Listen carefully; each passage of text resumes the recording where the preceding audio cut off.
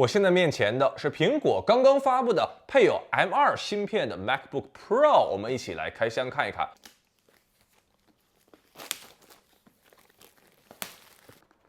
当当，首先我们看一下下方啊，这里有一根双 Type C 的数据线，这里有一枚67瓦的充电插头。大家注意啊，这个插头就是这一次如果你要选择 MacBook Air， 可以选择这枚插头，因为 MacBook Air 也支持了60几瓦的快充。哇，这个纸每次还是很有开箱乐趣的。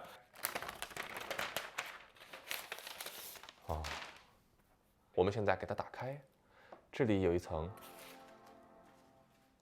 开机了。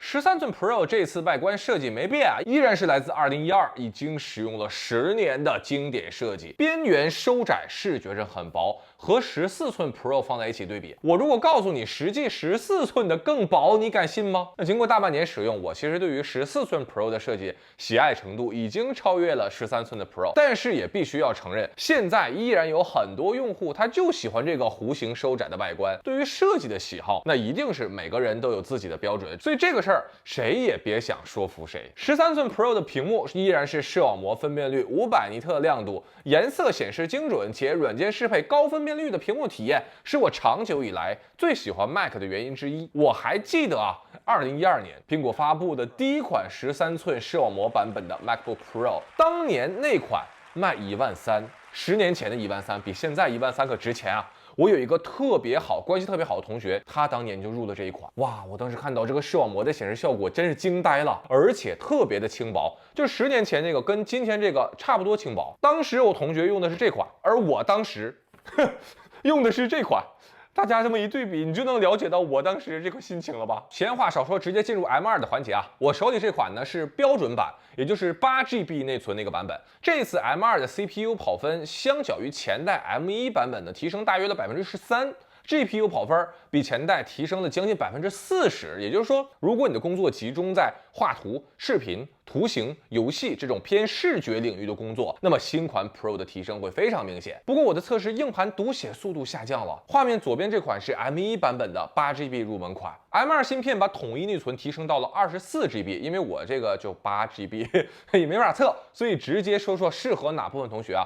更大内存适合日常要打开多个大型专业软件的同学，就可以保证你在不同软件之间切换流畅而顺滑。注意啊，多个大型软件，如果你就是在写文档啊、浏览器、看视频这里切换，那么不需要上24GB。假设我现在是一个专业用户，我现在打开了一个大型的剪辑软件，打开了这样1、2、3、4、5、6、7、8、9、10、11、12、13个浏览器页面，我再打开了一个 Pages， 然后打开了一个Keynote 用来制作 PPT， 还打开了一个视频，这是一个2K 分辨率的视频，在进行正常的播放。它的内存使用是 6.24GB， 也就是说它的8GB 内存依然没有用满。同样导出一段8分30秒左右的多轨道视频啊，大概是3、4轨吧，基本可以看作是对 CPU 的一个检验。3次测试，其中差距最大的一次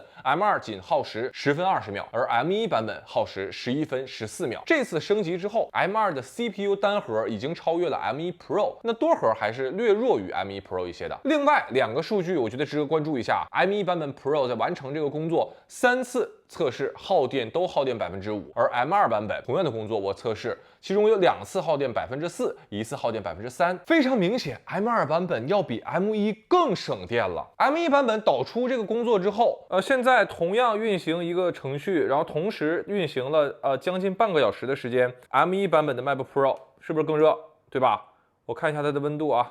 现在最高温度是35.7度 ，M2 版本的是34.1度。如果大家使用过 M1 版本的 MacBook Pro， 可能会理解这个续航和功耗部分的提升有多么可怕。我自己使用了1年的 M1 版本的 MacBook Pro， 那个续航真的是夸张的强。我记得有一次去参加小米发布会小米 Mix Fold 开完发布会就直接去现场拍摄。那拍摄完打车回家路上拿出笔记本开始剪辑，剪辑完生成一段8分钟左右的视频，然后连着 iPhone 的5G 热点，把这个视频上传到3个平台，所有操作完成之后，这个笔记本剩余电量97%。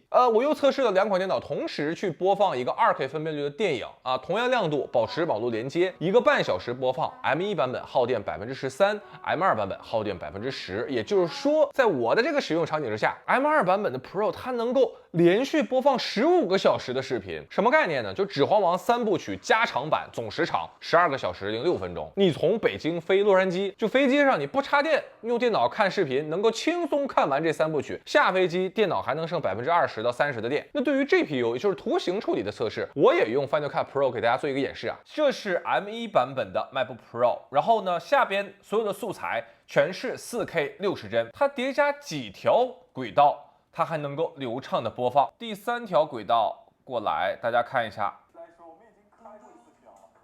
3条轨道可以正常播放，4条轨道，把第4条轨道放上来，看到了吗？第4条轨道放上之后就已经开始卡顿了。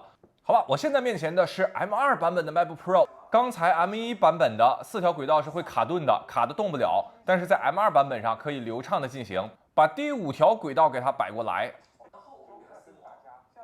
，M2 版本可以流畅的回放5条轨道，这就是一个 GPU 功能的体现。我们再测试一下，把第6条轨道放过来，开始卡顿了，看到了吗？一定有很多同学好奇，那么最强的 M1 Max 版本的14寸 MacBook Pro， 它能够同时播放几条 4K 60帧的视频呢？再拿一条挑战一下8条，完全流畅。第9条，哎，第9条的时候，大家注意。第9条的时候呢，声音还是流畅的，但是画面已经开始出现卡顿了。今年 M2 在图形领域的提升已经到了 M1 Pro 7-8成的功力，所以我们总结一下 ，M2 今年在运行速度上是常规提升，也就是 CPU 常规提升，在涉及到图形处理，也就是 GPU 的速度上大幅提升。本来就已经很恐怖的发热控制和续航水平再次进步。还有几个部分，我结合自己的使用体验分享一下，给大家聊一聊。首先，和前一代 MacBook Pro 相比， Touch Bar 依然得到保留。我自己的使用体验 ，Touch Bar 是没有实体按键方便的啊，包括快速调整亮度、快速调节音量，基本没有办法做到盲操作。而且在新的 macOS 体系中，苹果增加了对于搜索键、语音键和勿扰键这3个实体按键功能的使用比重，但是在 Touch Bar 上，你很难实现对这3个按键的快速调动。这3个常用按键其实是可以更换的，比如说我要想聚焦搜索，我把它放在这儿，然后点完成，这样快捷通知栏这个位置就是聚焦，然后这就是勿扰模式。但如果你这么改的话，那之前的亮度调节和音量调节又没有了。而且还有一个最重要的问题，经过这次更新 ，Mac 全系产品线就只有13寸的 MacBook Pro 还拥有 Touch Bar， 那也就意味着未来可能会有越来越少的开发者去愿意给这个单独的入门机型适配软件。第二个就是2个 USB-C 接口日常使用够不够？我的使用体验，大部分场景是完全够用的。一般来说呢，配一个 USB-C 的接口 U 盘，再配一个 SD 卡转接线，日常使用就没有问题了。因为大部分时间这个笔记本是不需要充电的。第三，风扇的价值，我必须要说啊 ，M2 这枚芯片真的就是为功耗而生的。想让风扇工作不容易啊，真就是无热可散呐。风扇自己心里也没底，我是谁？我在哪儿？我来干嘛呀？我自己测试 Final Cut Pro，持续使用1个小时之后，风扇都不会转。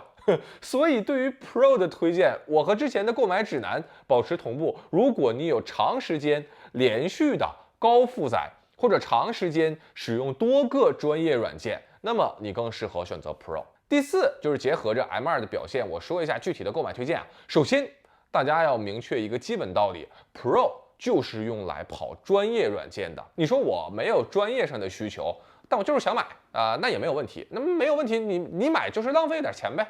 13寸 Pro 我认为最适合的就是有专业需求的学生的。很明显啊，13寸 Pro 不是性能最强、速度最快、功能最丰富的 Pro， 但它是速度足够快、性能足够强、续航最长，同时价格最便宜的 Pro。而教育折扣和即将到来的返校活动加持之下，大概能让这款笔记本的价格再往下降个1400元左右吧。学生本我认为这就是 MacBook 系列里的学生本。内存版本选择，刚才我们已经说了啊，就是你如果只用一款专业软件和其他若干个非专业软件，那8GB 妥妥的够用啊。如果你同时运行几个大型专业软件，你可以考虑加内存加到16GB 或者24GB。但是我必须要说一下，你必须要买 Pro， 然后你还想上16GB 内存，那么我建议你考虑一下14寸官方翻新的 MacBook Pro， 也是16GB 内存。